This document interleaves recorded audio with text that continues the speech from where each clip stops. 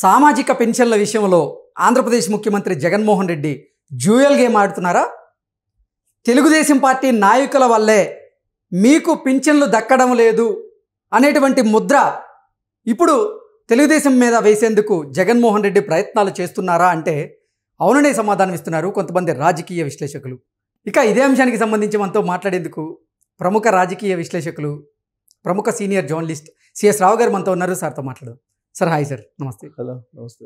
సామాజిక పింఛన్ల విషయంలో జగన్మోహన్ రెడ్డి డ్యూయల్ గేమ్ ఆడుతున్నారని, ప్రజలకు పింఛన్లు దక్కకుండా చేస్తున్నది తెలుగుదేశం పార్టీయే అంటూ ఆ తప్పుని తెలుగుదేశం పార్టీ మీదకి నెట్టే ప్రయత్నం జగన్మోహన్ రెడ్డి చేస్తున్నారు అంటూ కూడా ఒక వార్త ఇప్పుడు సోషల్ మీడియాలో చక్కర్లు కొడుతున్న నేపథ్యంలో ఏంటి సార్, నిజంగా ఈ సామాజిక పింఛన్ల విషయంలో జగన్మోహన్ రెడ్డి డ్యూయల్ గేమ్ ఆడుతున్నారా? ఇప్పుడు వాస్తవంగా రాష్ట్రం యొక్క ఆర్థిక పరిస్థితిని కనుక చూస్తే ఒట్టి కొండ కనిపిస్తుంది, ఖజానా ఖాళీగా కనిపిస్తుంది. ఇలాంటి పరిస్థితుల్లో పెన్షన్ ఇవ్వాలి అని అంటే డబ్బులు కావాలి. కానీ వచ్చినటువంటి ఆదాయం, ఖజానాలో పడినటువంటి డబ్బు మొత్తం కూడా ఈ మధ్యకాలంలో తనకు కావాల్సినటువంటి కాంట్రాక్టులకి బిల్లులు చెల్లించడం, అసలు కాంట్రాక్టు పనులు పూర్తి కాకుండానే వాళ్ళకి అడ్వాన్సులు ఇవ్వడం, ఇవన్నీ జరిగాయి. దీనికి సంబంధించినటువంటి న్యూస్ దాదాపుగా అన్ని పత్రికల్లో వచ్చినాయి. ఒక వాళ్ళ మీడియాలో తప్ప, వాళ్ళ సొంత మీడియాలో తప్ప అన్నిట్లో వచ్చింది. సో అంటే దాని అర్థం ఏంది? డబ్బులు లేవు. డబ్బులు లేనటువంటి కారణంగా పెన్షన్లు ఇవ్వడానికి రెడీగా లేదు ప్రభుత్వం. ఈలోపు ఏం చేసింది ఎన్నికల కమిషను? వాలంటీర్లు వెళ్ళి ఇంటికి వెళ్ళి పెన్షన్లు ఇవ్వద్దు, మీరు దానికి ప్రత్యామ్నాయ ఏర్పాట్లు చేసుకోండి.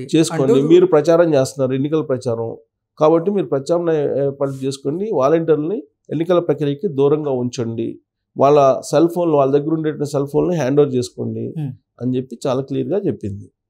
దీన్ని బేస్ చేసుకొని, దీన్ని ఒక అస్త్రంగా మలుచుకొని జగన్మోహన్ రెడ్డి విపక్షాల మీద, ఎస్పెషల్లీ తెలుగుదేశం పార్టీ మీద, అలాగే జనసేన మీద వాళ్ళు రివర్స్ గేమ్ ఆడుతున్నారు. ఏం ఆడుతున్నారు? వాళ్ళు కంప్లైంట్ చేశారు వాలంటీర్ వ్యవస్థ లేకుండా చేయడానికి, అందుకనే వాలంటీర్లను వద్దన్నది ఎలక్షన్ కమిషన్. కాబట్టి మేము పెన్షన్లు ఇవ్వలేకపోతున్నాం, పెన్షన్లు ఇవ్వట్లేదు. అసలు కథ అది కాదు. ఇది ఆర్థిక సంవత్సరం ముగింపు, సంవత్సరం కాబట్టి ఎఫ్ఆర్బిఎం అనేది లిమిట్ అనేది నిర్ధారించేటువంటి మంత్ ఇది. కేంద్ర ప్రభుత్వం నిర్ధారించాలి. నిర్ధారించిన తర్వాత ఎంత అప్పు ఇవ్వాలి ఏంటి అనేది తెలుస్తారు. అప్పుడు అప్పు తీసుకొచ్చుకోవాలి ఆర్బీఐ నుంచి. అప్పుడు అప్పు వస్తే అప్పుడు పెన్షన్లు ఇస్తారు. కానీ వీళ్ళు ఏం చేశారు? యాక్చువల్గా ఆర్బీఐ వాళ్ళు ఎఫ్ఆర్బిఎం రూల్స్ని ఫ్రేమ్ చేయకుండానే ఇండెంట్ ముందుగానే పెట్టేశారు. ఎప్పుడు మార్చి 28వ తారీఖుని ఇండెంట్ పంపించారు. సో టెక్నికల్గా ఇష్యూ అయింది. దాంతో అక్కడి నుంచి అప్పు రాల.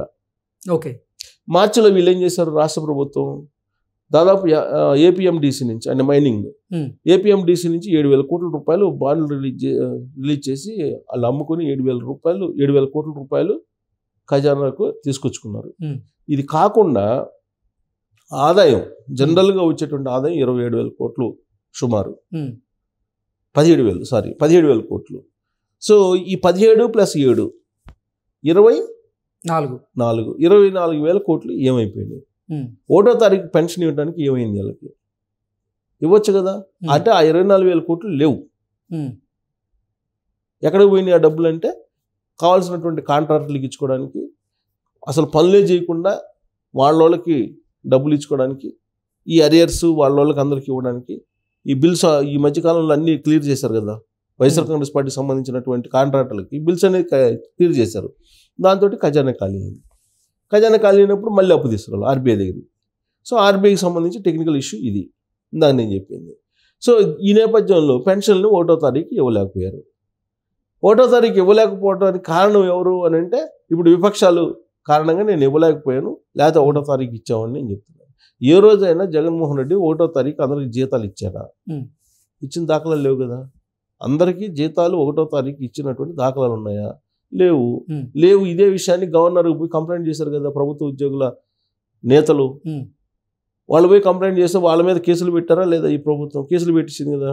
ఆ సూర్యనారాయణ అనే అతన్ని ఇప్పటికి కూడా వెంటాడుతుంది కదా. ఆయన మీద కేసులు పెట్టి ఆయన అరెస్ట్ చేయాలని చెప్పి ఆయన ఉద్యోగం కూడా తీసేసి ఆయన సస్పెండ్ కూడా చేశారు కదా. ఇది వాస్తవం కదా జరిగినటువంటి పరిణామం. ఒక్క నెలలో కూడా నెలకు ఫస్ట్ నెలలో 1వ తారీఖున జీతాలు ఇచ్చినటువంటి చరిత్ర లేదు ఆంధ్రప్రదేశ్ ప్రభుత్వానికి. ఇప్పుడు పెన్షన్లు బటన్ నొక్కుతారు. ఆయన బటన్ నొక్కిన తర్వాత ఈ రోజున బటన్ నొక్కిన రోజు డబ్బులు పడ్డాయా? అమ్మఒడి కానీ విద్యాదీవెన కానీ లేదా జగనన్న కానుకలని ఏ ఉన్నాయి పథకాలు ఆయన పేరు మీద ఒక్కరోజన్న బటన్ నొక్కిన రోజు డబ్బులు పడ్డాయి అందరికీ నేను అనేది. ఏదో కొంతమందికి ఇచ్చేసి డబ్బులు ఇచ్చామని చెబుతున్నారు, కానీ పడలేదు కదా. ఇప్పుడు పెన్షన్లు అయితే ఇచ్చేవాళ్ళు. 1వ తారీఖు సామాజిక పింఛన్లు అయితే ఇచ్చేవాళ్ళు. ఆ సామాజిక పింఛన్లు మీద నమ్మకం పెట్టుకున్నాడు ఈయన, రేపు ఓట్లు వేస్తారేమోనని. ఇప్పుడు ఆ సామాజిక పింఛన్లు ఎలక్షన్ కోడ్ వచ్చింది. ఎలక్షన్ కోడ్ వచ్చినప్పుడు వాలంటీర్లని రాజకీయాల్లో ప్రక్రియలో జోక్యం చేసుకోవద్దని చెప్పింది. వాళ్ళు చేసిన సంక్షేమ పథకాలకు సంబంధించిన నగదుని వాలంటీర్లతో పంపిణీ చేయొద్దని ఆదేశాలు జారీ చేశారు. ఇంటి దగ్గర పోయి మీరు పోవడానికి లేదు, ఎవరినైనా పంపించిన ప్రత్యామ్నాయ మార్గాలను చూసుకోవడం ఉంది. ప్రత్యామ్నాయ మార్గాలు చూసుకోవచ్చు కదా. ఇప్పుడు దాదాపుగా 13,500 మంది రాష్ట్ర వ్యాప్తంగా పంచాయతీరాజ్ సెక్రటరీలు ఉన్నారండి. మరి వాళ్ళ చేత పంపించచ్చు కదా నువ్వు. లేదు, ఇప్పుడు సచివాలయంలో ఉండేటువంటి ఉద్యోగులు ఉన్నారు కదా సిబ్బంది, మరి సచివాలయ ఉద్యోగుల చేత నువ్వు ఇంటికి పంపిస్తే వద్దంది ఎవరు? వాలంటీర్లు ఎందుకు పంపించాలి అంటే నీ ప్రచారం చేయాలన్న డబ్బులు ఇచ్చి, ఈ డబ్బులతో పాటు అదనంగా డబ్బులు పంపించి ఓటు వేయండి అని చెప్పి ప్రచారం చేయాలి. అంటే 3,000 పెన్షన్కి ఇంకొక 3,000 అదనంగా ఇచ్చి ప్రచారం చేయించుకోవాలని కొని చూశారు అనేది ఆ మధ్యకాలంలో వచ్చిన న్యూస్, 2-3 రోజుల క్రితం వచ్చిన న్యూస్. అందుకే ఎలక్షన్ కమిషన్ ఒక చెక్ పెట్టేసింది. చెక్ పెట్టేసి వాళ్ళ మొబైల్ వాళ్ళకి సంబంధం లేదు, మొత్తం హ్యాండ్ ఓవర్ చేయండి అని చెప్పి నిర్ణయం తీసుకుంది. దీన్ని పొలిటికలైజ్గా మలుచుకోవడానికి ఇప్పుడు జగన్మోహన్ రెడ్డి ఈ తరహాలో డ్యూయల్గా ఆయన వాయిస్ని తీసుకొచ్చి ఇది చంద్రబాబు నాయుడు వల్ల లేకపోతే పవన్ కళ్యాణ్ వల్ల ఇవ్వలేకపోతున్నాను నేను, లేకపోతే 1వ తారీఖే మీకు పెన్షన్లు ఇచ్చేవాడిని పింఛన్లు అంటే ఈ 2 నెలలు ఇంపార్టెంట్ కదా. ఎలక్షన్స్ మే 13 ఉన్నాయి, ఇప్పుడు ఏప్రిల్ మే ఇంపార్టెంట్ కదా. ఏప్రిల్ 1వ తారీఖు మే 1వ తారీఖు ఇంపార్టెంట్ సామాజిక పెన్షన్లు. సో నేను ఇంటి దగ్గర తీసుకొచ్చి ఇచ్చేవాడిని, కానీ నేను ఇంటి దగ్గర తీసుకురాకుండా చేసింది వీళ్ళిద్దరు అని చెప్పి ప్రచారం మొదలుపెట్టారు గత 2 రోజుల నుంచి. అంటే అసలు టీడీపీకి జనసేనకి సంబంధం ఏమి సార్? వెళ్ళింది నిమ్మగడ్డ రమేష్ కుమార్ గారు. ఇప్పుడు వాళ్ళు చెప్పేది ఏంది, సిటిజన్స్ ఫర్ డెమోక్రసీ సంస్థ దాన్ని పెట్టారు, రిటైర్డ్ ఐఏఎస్లు పెట్టుకున్నారు. వాళ్ళు చేసినటువంటి ప్రయత్నం నిజంగా అప్రిషియేట్ చేయాల్సిందే. అంటే కొంతమంది వైఎస్ఆర్సీపీ నేతలు ఏం చెప్తున్నారంటే, నిమ్మగడ్డ రమేష్ కుమార్ గారి చేత ఇటు చంద్రబాబు గారు అటు పవన్ కళ్యాణే వెనక్కి ఈ గేమ్ నడిపించారు అంటూ కూడా వాళ్ళు అంటే వైఎస్ఆర్సీపీ దాంట్లో ఒక నిమ్మగడ్డ రమేష్ కుమార్ గారు ఒక్కళ్ళే కాదు కదా, దాంట్లో ఎల్వి సుబ్రహ్మణ్యం గారు ఉన్నారు, ఐవీఆర్ ఉన్నట్టున్నారు, ఇంకా చాలా మంది ఉన్నారు రిటైర్డ్ ఐఏఎస్లు. వాళ్ళు రిటైర్డ్ ఐఏఎస్లు వాళ్ళకేంది ఇంట్లో కూర్చోవచ్చు, కానీ వాళ్ళు సామాజిక బాధ్యతగా సమాజంలోని ఉండేటువంటి రుగ్మతలను తొలగించాలని వాళ్ళు బాధ్యతగా ఫీల్ అయ్యి వాళ్ళు ముందుకు వచ్చారు. అప్రిషియేట్ చేయాలి వాళ్ళని, వాళ్ళు చేసే పని. వాళ్ళకి మళ్ళీ పార్టీలు అంటకట్టాల్సిన అవసరం లేదు. వాళ్ళు పార్టీలకు అంటకంటే పార్టీలకు పనిచేసేటప్పుడు పార్టీలోకి వెళ్తే వాళ్ళని వద్దన్నారా? ఎవరైనా తీసుకుంటారు కదా. అంటే ఈ రకంగా వాయిస్ వినిపిస్తున్నారు. సో కాబట్టి ఇప్పుడు మళ్ళీ ప్రతి నెల రేషన్ అప్పుడు ఆ రేషన్ వెహికల్స్ తోటి వాలంటీర్లను పంపించేవాడు. వాలంటీర్లు పంపించమని చెప్పి నిర్ణయం లాస్ట్ మంత్ తీసుకున్నాడు. అలా వెళ్ళినందుకు దగ్గరుండి ఈ పంపిణీ చేసినందుకు, ప్రజా పంపిణీ చేసినందుకు 500 రూపాయలు ఎక్స్ట్రా ఇస్తారని చెప్పాడు. సో ఇప్పుడు ఆ వాహనాలు కూడా పోయి ఇంటింటికి పోయి ఇచ్చేటువంటి పరిస్థితి లేదు.